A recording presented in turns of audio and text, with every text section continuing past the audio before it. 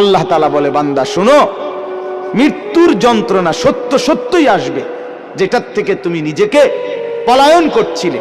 মরতে তুমি কখনোই চাচ্ছিলে না, কিন্তু এটা শুনে নাও, যে মৃত্যু তুমি কখনোই চাও না, সেই মৃত্যুর যন্ত্রণা তোমার আসবেই আসবে।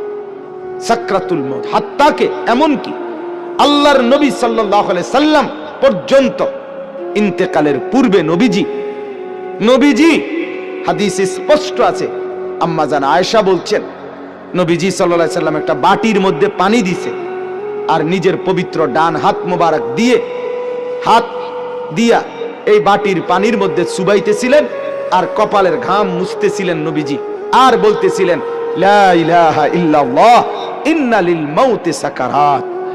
আল্লাহ, আপনি ছাড়া আর কোনো ইলাহ নাই, আহা মৃত্যুর তো বড়ই যন্ত্রণা। নবীজি বলতেছিলেন।